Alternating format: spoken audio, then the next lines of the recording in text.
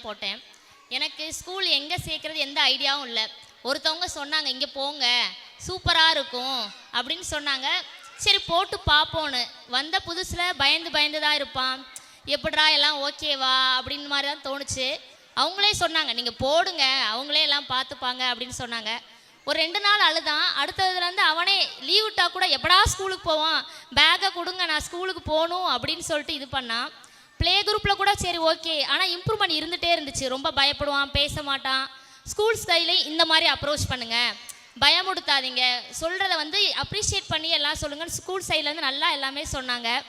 Play குரூப்லேயும் நல்ல improvement. ப்ரீகேஜில் டோட்டலி சேஞ்சு. கவின் தானா என் பையன் தானா இந்த அளவுக்கு இம்ப்ரூவ்மெண்ட்டா?